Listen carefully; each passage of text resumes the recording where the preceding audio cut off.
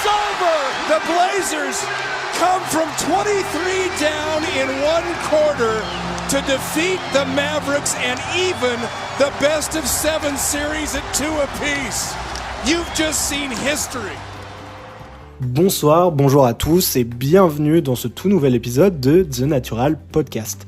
Aujourd'hui, on va aborder un sujet important. D'habitude, je le fais beaucoup plus tôt, ou en tout cas, je m'attarde sur ce sujet beaucoup plus tôt. Mais voilà, plus d'un tiers de la saison, 35 matchs joués, on va aborder le sujet, dans un premier temps, du Rookie de l'année. Évidemment, il y aura d'autres podcasts pour les autres top 3 que je vais faire, que ce soit pour le 6e homme, pour le MVP et tout ce genre de choses. Bien sûr, on va parler de wildcard, de mecs qui peuvent monter. On va pas uniquement parler du top 3. Pour le rookie de l'année, ça serait peu intéressant parce que pour moi, il y a une course à 2. Ce n'est même pas un spoil de dire ça, je pense à mon sens. Mais voilà, il y a 2 joueurs qui se dégagent sur cette draft, mais c'est quand même intéressant d'aborder tous les autres noms et on fera ça évidemment pour le MVP, pour énormément d'autres choses. Dites-moi ce qui pourrait vous intéresser pour la prochaine fois, mais en tout cas, je pense qu'on peut commencer en abordant déjà les wildcards. Allons-y.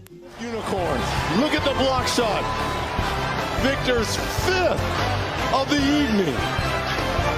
Avant de rentrer dans le vif du sujet, c'est-à-dire la 3e place, j'ai décidé dans ce cas-ci de placer quelques wildcards parce que je trouvais toujours intéressant de parler de plus de rookies. Il y a des joueurs qui se tiennent à des rangs, notamment la 3e place, qui est à mon sens assez serrée. Tout d'abord, en tant que wildcard, on va pas en parler longtemps, j'ai décidé de parler de Dereck Lively, qui est le joueur, du coup, le poste 5 de Dallas. Alors, Lively, c'est un joueur que je ne pensais pas à ce niveau en saison 1. De toute façon, les intérieurs et notamment les postes 5 mettent un certain temps à arriver à maturité. Lively, notamment, quand il était encore en NCAA, il provoquait énormément de fautes. Il avait un taux de déchets assez important. Même si c'était un profil intéressant, je pensais qu'on allait le voir à une maturité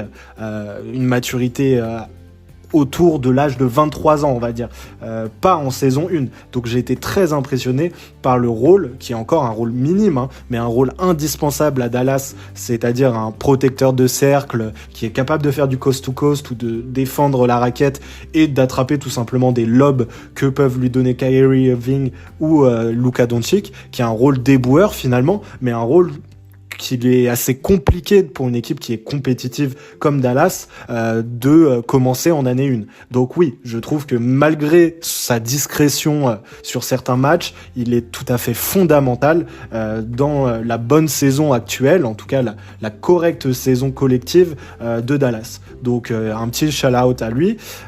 Et pour la 2e wildcard, parce que comme je vous l'ai dit, on va en parler assez vite, je voulais parler évidemment de Podziemski. Podziemski qui lui aussi, quand on parlait de monter en gamme en termes de minutes, c'est exactement ce qui s'est passé et depuis qu'on lui a donné des responsabilités, on voit que c'est un putain de bosseur. Excusez-moi pour le mot, j'espère que ça posera pas de problème à quelqu'un, mais on va dire qu'il n'est pas encore réellement dans une course au top 3, ça va être compliqué pour lui avec le retard qu'il a pris en début de saison, mais en tout cas, ce n'est pas le style déboueur, mais c'est vraiment le 3&D, le joueur intelligent et bosseur par excellence qui fait plaisir au collectif. Plus il joue, des fois il est même titulaire aux Warriors, plus il joue, plus cette équipe remonte, on va dire, dans les classements.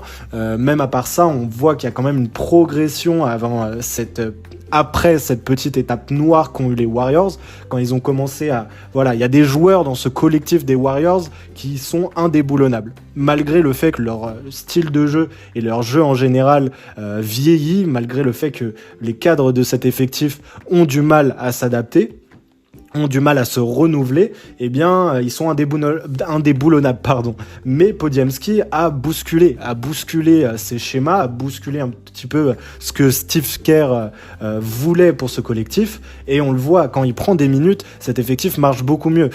En plus de ça, d'après les dires des cadres de cet effectif, c'est toujours celui qui parle le plus, qui pose le plus de questions. Il a vraiment la maturité de vouloir progresser, et je pense que Steph Curry kiffe ce genre de profil, surtout avec les récentes histoire, on va dire, avec Draymond Green, avec Klay Thompson. Je pense que Curry aime être aux côtés de Podziemski, et s'il continue comme ça, en plus d'être un excellent shooter, 47% au tir et 44% à 3 points, c'est vraiment excellent, on peut considérer qu'il a un bel avenir devant lui à Golden State. Il serait aussi une asset énormément importante dans le cas d'un transfert, mais potentiellement, et c'est pour vous dire à quel point il devient important dans ce collectif, est-ce qu'il ne serait pas indéboulonnable dès aujourd'hui? Même dans le cas d'un transfert pour Randle, ça me paraît compliqué de le voir partir. Quel autre joueur on peut aborder aussi? Je pense qu'on pourrait aborder aussi un de mes chouchous, Scoot Henderson. Vous savez, je suis un fan de Portland et actuellement, il est rentré dans le top 10 depuis 1 à 2 semaines. Il est actuellement 8e, je crois, donc encore un peu en dessous. Mais si on regarde que les derniers matchs auxquels il a participé, il a eu des perfs. Notamment, c'est le seul joueur à avoir fait des double-doubles à la passe cette saison. Au scoring, il y a une nette progression. Au scoring en général, je pense qu'il est top 5 maintenant, avec plus de 12 points par match. Il a une montée à 19 points sur les derniers matchs. Il perd moins de ballons. Ça se remarque sur le terrain, il a confiance en son dribble, alors qu'au début, il perdait 4 ballons par match. On avait l'impression que dès qu'il faisait rebondir la balle, il était à 2 doigts de la perdre. Là, il se sert beaucoup mieux de son physique. C'est quand même un physique de buffle, on dirait un gorille sur le terrain. Je pense vraiment qu'on va voir que monter Scoot Henderson, surtout si à la trade deadline, Malcolm Brogdon est transféré potentiellement. Ouais, ça peut être très intéressant pour lui. Et je pense que je vais pas dire d'autres noms, parce que tout simplement, ça pourrait spoil mon top 3. Donc on va directement passer sur la 3e place de cette course au rookie de l'année. Et tout simplement, pour cette 3e place, j'ai décidé de placer Jacques Jr., donc le rookie de Miami. Pour recontextualiser un petit peu, c'est un rookie qui a fait débat lors de sa draft, parce qu'on l'attendait vraiment à la fin du premier tour, début de second tour. Il a été quand même drafté avant un certain Cam Whitmore. On verra dans les prochaines années si ce fut une erreur pour Miami. Mais en tout cas, il s'inscrit tellement bien dans cet ADN. C'est-à-dire que vraiment, lui aussi, en parlant de bosseur, c'est le cas. C'est un joueur d'impact directement. Je pense que il ne sera pas rookie de l'année cette année. On le verra pourquoi au-dessus. Mais à côté de ça, il pourrait totalement être, s'il continue à sortir du banc, 6e homme de l'année. Il est aujourd'hui en 13,7 points, 3,7 rebonds et 2,7 passes, avec des pourcentages totalement honnêtes. On se rappelle que le 25 décembre, donc le jour de Noël, il a sorti une perf à 31 points dans une victoire qui était quand même assez impressionnante, surtout avec le taux de pression et la journée qui est quand même un symbole en NBA, c'est une journée importante. Donc oui, c'est un joueur qui mérite totalement cette 3e place. Ce n'est pas juste un joueur de système comme on en a l'habitude avec le Heat, c'est un joueur qui dépasse son rôle, qui arrive à prendre les shoots importants, qui arrive à avoir des plays assez intelligentes. On le verra, c'est vraiment une draft cette année et on l'a vu déjà avec les Podziemski, Lively et même Scoot qui progressent dans la matière. C'est des joueurs qui arrivent à dépasser leur capacité de rookie. On sait que souvent, même s'ils font des stats, même s'ils ont des perfs par moment, c'est difficile sur la longueur. C'est exactement le contraire avec Jacques Jr. C'est-à-dire que lui, on est sûr de ce qu'il va produire chaque match. En tout cas, depuis le début de la saison, c'est le cas. On sait que il va progresser.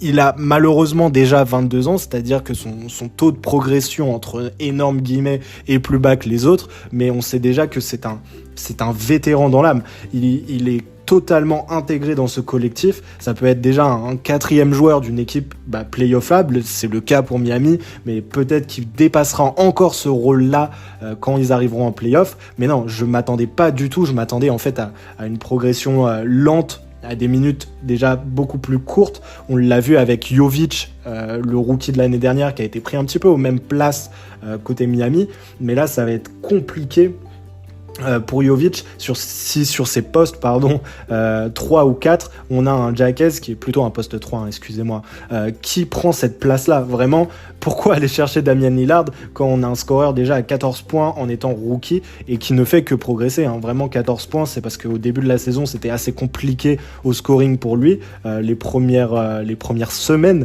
mais là, ça fait que progresser et je pense vraiment qu'on a une sorte de métronome qui se découvre encore et qui n'a même pas encore conscience de ses capacités.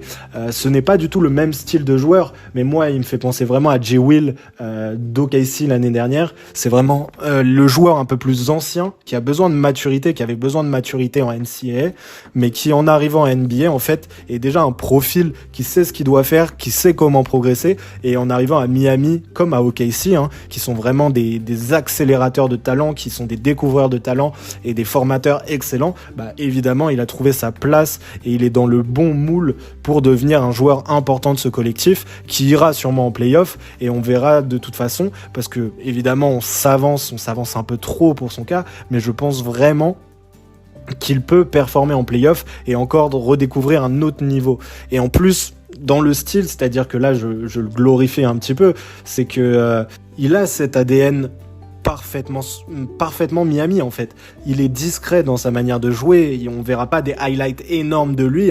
Je pense qu'il a aussi une certaine hype parce qu'il est rookie et qu'en fait derrière le duo de tête, c'est lui qui ressort pour l'instant. Peut-être que ça changera, mais il s'inscrit vraiment dans un collectif parfaitement, ce qui est rare pour des rookies, comme je l'ai dit précédemment, qui peuvent être inconstants, etc.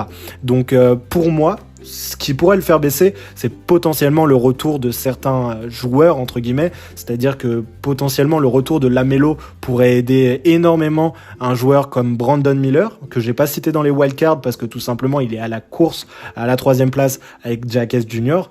Brandon Miller qui est déjà un joueur éminemment bien plus en tout cas athlétique, qui est aussi bien plus scoreur en soi, qui a des capacités défensives qui pourraient être plus importantes à terme, et qui en fait est dans un mouchoir de poche à mon avis, mais depuis le départ d'un vrai meneur comme LaMelo, depuis quelques temps déjà, j'ai l'impression qu'il a beaucoup plus de difficultés, mais effectivement il est un tout petit peu derrière, raison pour laquelle j'ai mis Jacques Jr. en premier, et puis parce qu'il fait gagner Miami, et Miami performe aussi par sa présence, ce qui n'est pas le cas de Brandon Miller. Évidemment, on ne compte pas forcément les victoires dans ce genre de classement, mais pour un truc aussi resserré, je trouve que c'est important de le citer.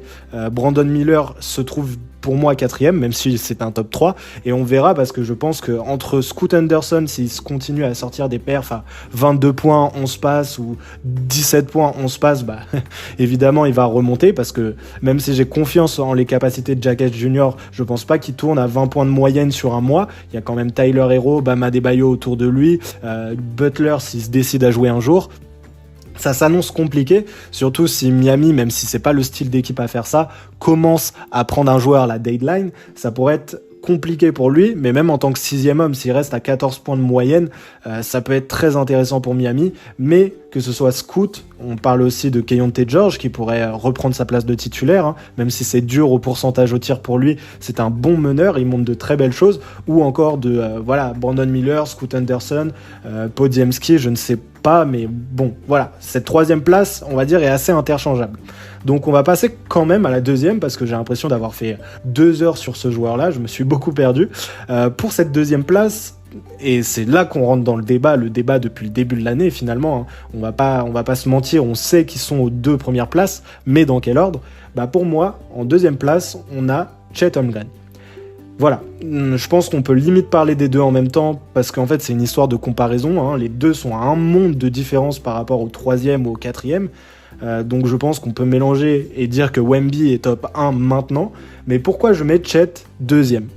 J'ai pas envie de le critiquer outre mesure par rapport à Wemby, j'aimerais juste m'avancer en disant que ce n'est pas du chauvinisme, c'est vraiment quelque chose qui ne m'atteint que très peu. Je suis très chauvin lorsqu'il s'agit des compétitions FIBA, quand c'est pour la France, mais en NBA, j'ai conscience et j'essaye d'être un petit peu objectif par rapport au réel niveau de joueurs français. Mais pour le coup, Chet est pour moi le clair 2e, et potentiellement il y a un monde entre le 1er et le 2e. Mais bref, attardons-nous sur Chet. Chet est peut-être le 2e ou 3e meilleur joueur d'une équipe qui commence à vraiment se définir comme un contender. C'est-à-dire que c'est vraiment l'intérieur qui manquait sur un poste où il n'y avait totalement personne, à part Williams, je sais plus exactement son nom là, l'intérieur un peu sous-dimensionné, qui est un bon poseur d'écran.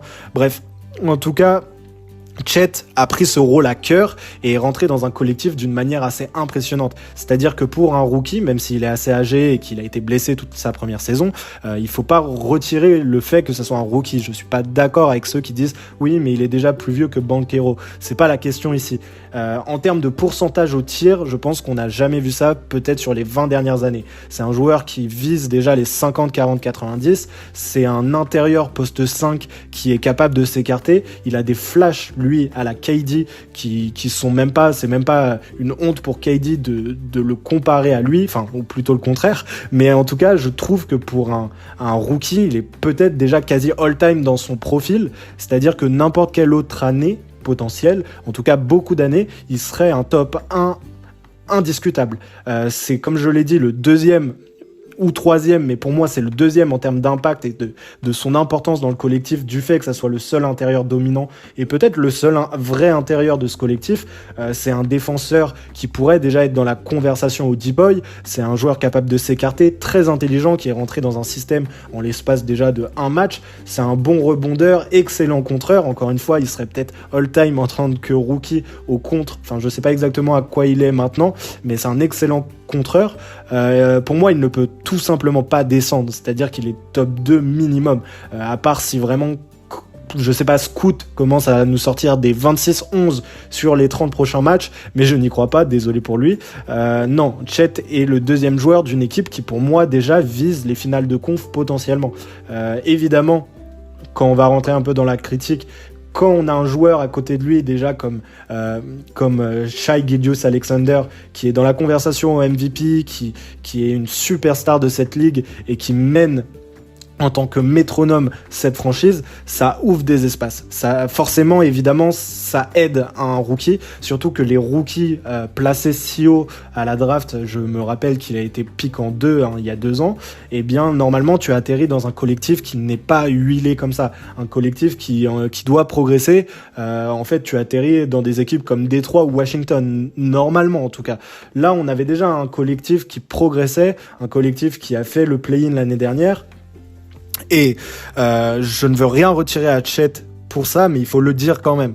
Et pour moi, je ne retire rien à Chet aussi parce qu'il est une des raisons principales de cette montée en puissance. Il manquait un intérieur, mais il n'est pas devenu l'intérieur par défaut. Il est vraiment devenu un rouage, l'un des principaux rouages de cette excellente saison et de cette surprise qu'est OKC, dans un rôle qui n'est, comme je l'ai dit à l'instant, pas un éboueur, mais vraiment il prend la balle, il est capable de poser un pic, il est capable de shooter en spot-up à mi-distance, de dribbler un petit peu, il peut partager le ballon, il n'y a aucun problème avec ça. Chet est vraiment déjà un joueur complet et il a 21 ans aujourd'hui, je pense que sa marge de progression est incroyable, mais dans n'importe quel autre sur les 5 dernières années, il serait premier dans n'importe quel autre draft, même peut-être devant Paolo Banchero, parce que en fait ses pourcentages sont les plus élevés en termes de volume et de pourcentage, le mélange des deux de toute cette draft. Mais il y a un joueur au-dessus. Et je suis désolé de le dire,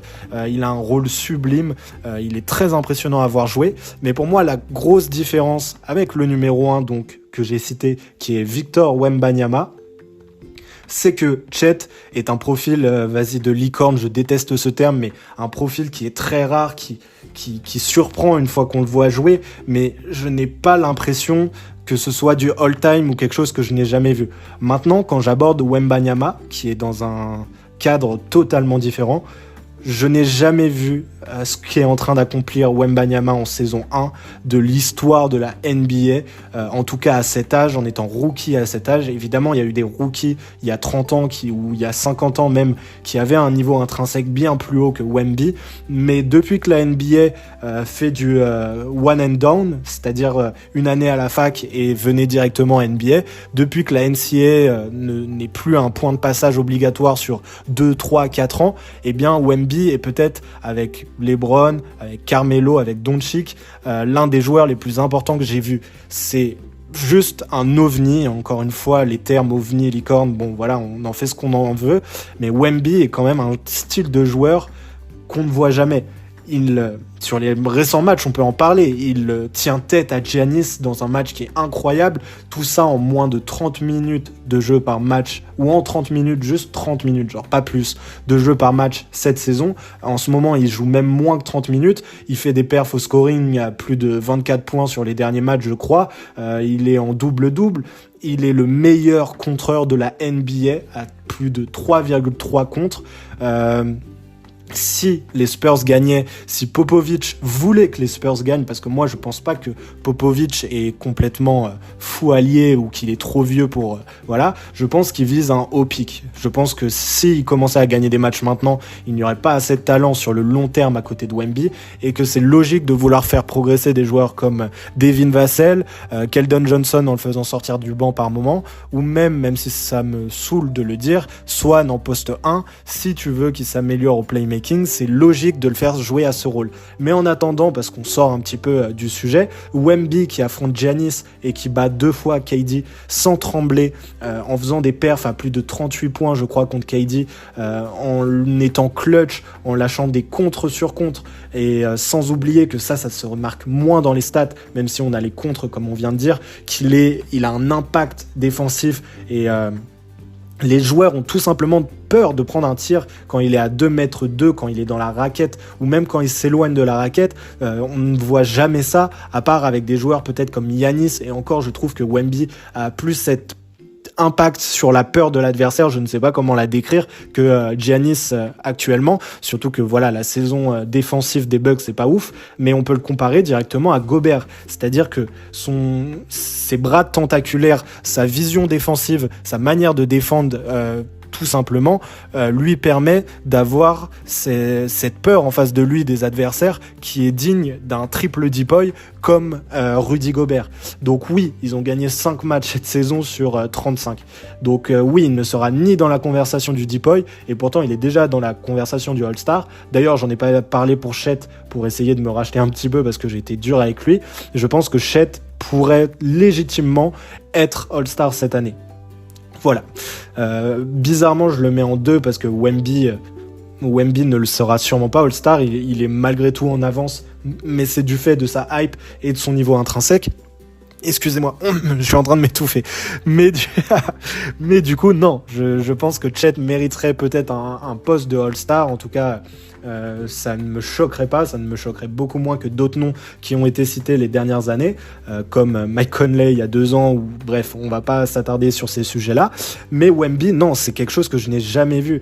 Je n'ai jamais vu quelqu'un prendre autant de rebonds, avoir un tel impact défensif, avoir une telle intelligence offensive. On ne parle même pas de son jeu de passe, mais là ils ont perdu récemment contre les Cavs. Pour moi c'était hier, pour vous c'était il y a 2-3 jours, mais la pocket pass qu'il a fait à Sohan, qui aurait dû dunker ou en tout cas faire un lay-up, c'est du grand art. C'est du grand art. Je n'irai pas jusqu'à dire qu'il pourra finir un peu comme les Sengun, Jokic ou Sabonis, à être un vrai passeur qui pèse en tant que meneur de jeu. Mais Wemby, dans le rôle, s'il ne faisait pas 2m24, je le vois quand même comme un ailier, ou en tout cas un arrière pur, et son jeu de passe est déjà très impressionnant. Pour moi, il n'y a pas de point faible dans son profil pour le mettre au rookie de l'année. On s'en fiche qu'il ait perdu autant de matchs, et je sais que j'ai dit que ça comptait les matchs gagnés en dessous pour Jaquez et Brandon Miller, mais là on parle d'un tout autre prototype de joueur.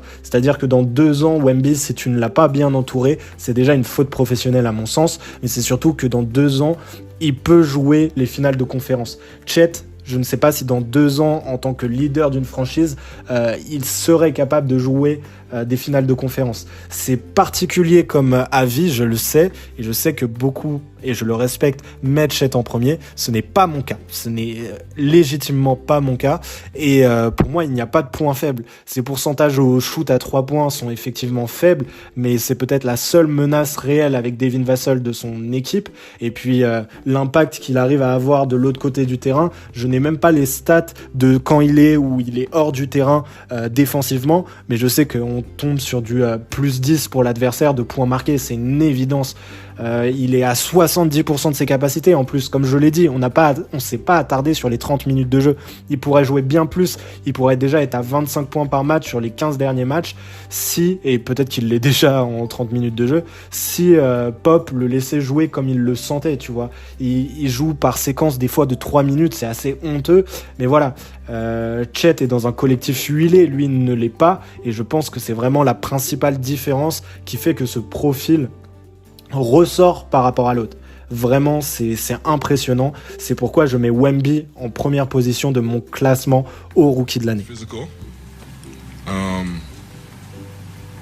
He plays inside of his game. He's big for his position, and he's got tools. He's a good player, and as long as he works out, he'll be pretty good for a long time. And Chet Holmgren's the number 1 pick, by the way. Yeah. Donc voilà, je pense qu'on a terminé. Donc déjà, je voulais dire, hein, évidemment, je mets Wemby en 1. Je ne trouve aucune contestation à redire que Chet, pour certains d'entre vous, serait le numéro 1 aujourd'hui. Mais pour moi, mes critères font, et peut-être qu'ils sont particuliers, font en sorte que Wemby se trouve comme clair numéro 1. Beaucoup ont des critères du Rookie of the Year qui ressemblent un petit peu trop au MVP. Ce n'est pas le cas, il faut quand même y penser. Ça c'est assez objectif comme avis je pense, mais aucune haine ou aucun acharnement à ceux qui mettent Chet en 1, et j'espère que vous êtes assez d'accord avec moi quand même sur ce top 3. Mais du coup, j'espère que ça vous a plu quand même. On verra sur les autres épisodes ce qu'on fait en termes de top 3, peut-être de top 5 pour les autres trophées à cette mi-saison. Et puis bien sûr, si ça vous a plu, abonnez-vous. Allez sur Spotify si vous êtes sur YouTube, et à contrario sur YouTube. Si vous êtes sur Spotify, il y a Deezer aussi pour vous, Apple Podcast. Si ça vous a plu, n'hésitez pas à me le dire. Et puis je vous souhaite une bonne journée, une bonne soirée à ceux qui m'écoutent. Au revoir.